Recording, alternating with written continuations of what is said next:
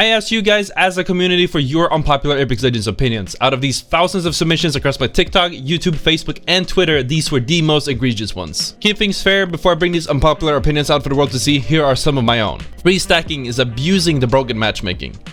High kill games are way more impressive than high damage games. Getting some kills and then losing is worth more than getting no kills and winning. If you have been following me for a while, you probably know I am prone to have a lot of hot takes, but it's not about me, it is about you guys as a community, and for obvious reasons I will be blurring the names of the people who did submit their opinions for the world to see. There are unpopular opinions that I agree with, there are some that I disagree with, and some really hot takes just to keep things interesting. So let's grab that advanced GG shaker and let's get into it. Code Ottr. Wattson shouldn't have gotten buffed. One of the biggest parts of Apex's movement, so adding a character that only camps and stays completely stationary with no offensive capabilities at all, unlike Caustic or Rampart, is just boring. I have to agree with this one. While Wattson had a bad win and pick rate, buffing her perpetuates the camping meta, and honestly, camping meta is boring. If you leave multiple games after getting down, you should get a 5-minute ban that progressively gets worse if your banner doesn't despawn. There actually was a penalty for leaving pub games a while ago. It was very short-lived for obvious reasons, because it was absolutely hated by the community. Being stuck and policed on how to play is just not fun, and it actually fosters toxicity. Imagine someone toxic dying and then just flaming their teammate until they finally die or jump off the map just to get out of the toxicity. Apex players, pros, and casuals complain a lot instead of playing the damn game. My unpopular opinion is that Respawn needs to ignore some requests and focus on their own plans. This is definitely a fair take, but without user input this game would be in absolute shambles. I'm pretty sure that if Respawn were left to their own devices, you wouldn't be seeing anything else than new skins and the odd balance change to buff the character that is just about to get an heirloom. Wattson. Ugh. Oh wow, there's something stuck in there. I'm talking about Wattson. They need to take Fortified out of the game. They removed low profile, and I think it's odd how there's two legends that are just simply stronger. All legends should be able to take the same amount of damage, and since Jibby already has his arm shield, extra health is dumb in my opinion. And to be honest, Caustic is good enough to not need an extra health crutch. Fortified is a band-aid solution of hitboxes that are just way too big. Respawn have dug their grave on this, and I definitely agree that it's just not a good solution. Fighting a Caustic or Gibraltar feels terrible, and if you have a wingman, you might need up to 3 additional bullets just to get a kill compared to a non-fortified legend. There is no problem worse than in matchmaking. Matchmaking is definitely a big problem in the game right now, and as I mentioned before, the problems are exacerbated because people are, they're free stacking and they're choosing to free stack just to have a chance. And then the people who get free stacked on decide to free stack, and it just becomes this never-ending circle. And honestly, if it keeps going like this, you will be forced to free stack just if you want to play the game. Once again, I made a whole video about this called How Free Stacking Breaks Apex Matchmaking. Definitely worth checking it out once you're done with this one. Delete Wraith, make region-locked servers, and the ability to not crossplay like in Call of Duty. No controller kitties, I would pay for all of these features. So there's a few things here, and I don't agree with deleting Wraith, but region locking servers is definitely a good idea, because playing on high ping does not only make the game feel inconsistent, random, and screws up the hit reg for you as a high ping player, but also the person who is playing on a normal ping will notice issues with hitting you. In addition to this, there are streamers and players and whatnot that have been abusing easier ranked regions just so they can grind into higher predator lobbies. I also agree with the ability to be able to turn off crossplay. This is doable on console, but us PC players do not have the option, and if anything, you would have to make it opt-in. PC players get all the built-in advantages and still do 90% of the bitching about the game. So there's two parts of this, and I'm not sure what built-in advantages PC players get, but I definitely feel like most of the ridiculous complaints I see on a day-to-day basis seem to come from console players. Now this is my perspective, and I'm pretty sure it goes the way for someone who plays on console. But in any case, if you do not like the so-called built-in advantages, let's forget about aim assist, I guess, just don't queue into PC lobbies. PC players do not have the option, and you do. It's almost like PC players have very valid issues, and they're not allowed to complain about it for some reason. Being a predator doesn't mean you're good, it only means you play a lot. I actually agree with this to a certain extent. You need a certain skill level to hit master, you can cheese, camp, or rat your way all the way there, but in order to do it on a reasonable time frame, you do need a baseline skill level. That being said, past that point, maybe over 11k RP to 10k RP, it's usually just a matter how much you play, and there's theoretically no difference between a number 100 predator or a number 750 predator. This is what happens when they're weighed literally the same in matchmaking. Letting people heal instead of third-partying them will make the community less toxic and the game more fun for everyone.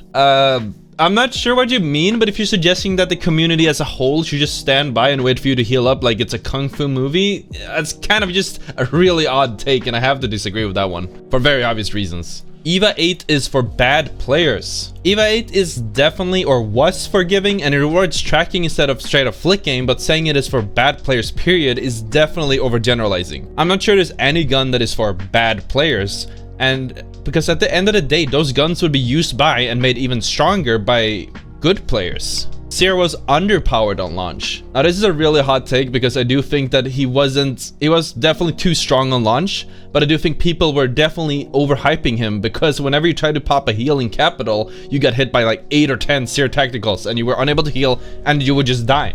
I completely agree with that. But in an isolated 3v3 fight, he was also way too strong as well. So I'm glad that they tuned in, but it might actually have overtuned him just a little bit too much. Proximity chat would make the game more fun. I'd actually love proximity chat. The possibilities for content would be endless. I'd love to just scream at my enemies as they're all bunkering up in a house and just, not willing to move. But sadly, it is ripe for toxicity and abuse, as well as complete voice havoc. But damn if it wouldn't be fun. New map needs more players added. It is the size of a PUBG map. So the new map actually does feel huge, and it definitely feels more like a PUBG Warzone or maybe Battlefield map, but the points of interest, the drop points, and the loot does remain the same. Or worse, even, actually. I don't think increasing player count would actually fix any problems, and if anything, it would make the game feel really complicated when we're going into the smaller maps, where you have one map with 80 players and all of a sudden you have a map with 60. I just imagine the nightmare managing that across competitive. Most of the pros use hacks. It's probably undetectable and well regulated enough to not do it be obvious, but that's it. So saying that most of the pros or well streamers use hacks is obviously a huge exaggeration, but there's definitely a lot of closet cheaters in the scene. Out of the 750 competitors in Apex, hundreds are suspicious, blatant, or closet cheaters. There are hundreds of semi to professional Apex Legends players that are competing in the LGS and higher, but there's only been 3 convictions and official bans. There is Studzy, who was found by a VOD analysis, and actually when he was convicted, he was saying he would come out with a long list of names of other people he knew was cheating in the scene. He never actually went through with this, but some lore for you. There's Yura, who was basically witch hunted by the entire pro community and fans of competitive Apex. And there's a third, I don't remember his name, not me. Actually, now that I am recording this, there was this entire team that got banned for cheating, but Respawn doesn't actually announce when they ban cheaters, which means that they just got this option to say, oh yeah, we're bowing out, we're going to college or something. It was a really lame excuse. I don't remember the names, I don't know if they're even relevant, but if you guys know, let me know in the comments, I guess. That being said, if a pro actually is cheating, it's very unlikely they're using anything more than a low FOV aimbot, but the value gained from an ESP or map hack will be absolutely insane because it can let you get full rotations into god positions and find rats that you can kill without any risks of actually getting banned, as almost all the bans in the scene are manual, and if you have a private cheat, it will never get flagged. There's actually been more bans per pro player in higher level esports, such as Counter-Strike or whatever, than it has been in Apex in all these 3 years. Apex is one of the best competitive FPS games ever made. It is more entertaining than Valorant and League of Legends. It requires more skill, should be more highlighted in esports with a few adjustments to be suitable. I am curious to hear what you guys think about this in the comments, but as someone who has competed in other titles and who knows people have competed in different titles, including obviously Apex, calling it the best competitive FPS is kind of a huge stretch. Most people that I've actually polled about this at best calls Apex a influencer's esport. Like it's not even considered a real esport in a lot of